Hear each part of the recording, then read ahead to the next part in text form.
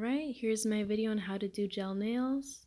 I'm taking my cuticle softener and we're just going to apply this to each of the nails. So you're going to rub this in and leave it on for 1 minute just to soften the cuticles so we can go ahead and scrape those upwards towards the nail bed. You're just doing this to kind of lift them up since they are stuck to the nail, and this way we can better clip them once we get to the clipping side.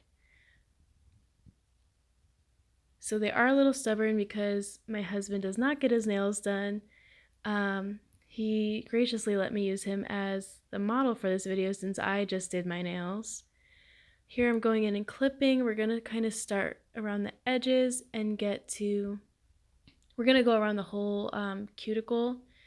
I normally just go in one direction. You can see that the nail, like I'm right-handed, so I'm going to go starting with my right hand and going back and clipping any excess that we have. And like I said, his cuticles are a bit more stubborn, so I do have to go back and do them quite a bit. But I do this on each of the nails.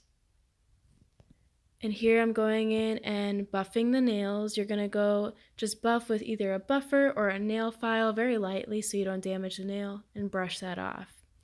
Here I'm going to go in with gelish foundation. This is a base coat, a gel base coat.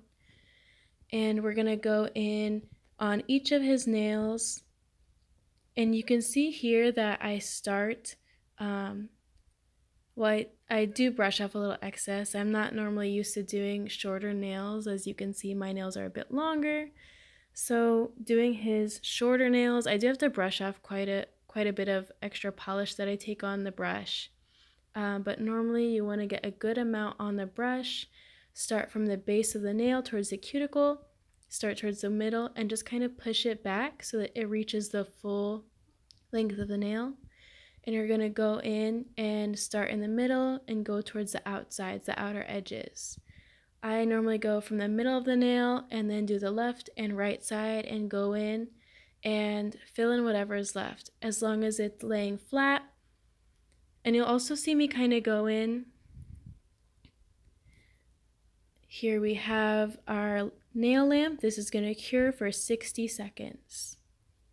Here is our gel polish. This is the color he chose. Well, I chose for him. Since gel polish stays on longer, it's harder to take off. I just said this would be the one to blend in with your nails the most, since he doesn't like getting his nails done or any color. But like I said, I'm going to go in the same way, starting towards the middle. Again, taking a little excess off. Going with the outside edges and pushing that through all the way to the end of the nail. And this is going to make sure there's no ridges. It's pretty uniform all around. Taking a little more off, and I go through his pinky all the way. So here you could also see on some of the nails, I think most of them, I just scrape a little off the edge. You're not supposed to let gel polish cure on your skin or get on your skin. It can cause some pain or irritation, so you want to make sure that you scrape any off that does come into contact with skin. Like I said, I'm not normally used to doing shorter nails, so it was a bit of a learning curve for me. Here we are doing 60 more seconds and going in with the top coat. This is the last step for at least using the lamp.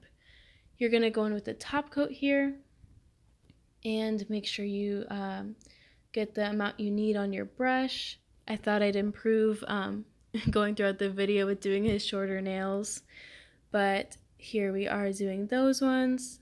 Again, starting from the back and going to the front of the nail, doing the sides, the edges last, and ending on the end, scraping off that excess just in case you do get any on the skin.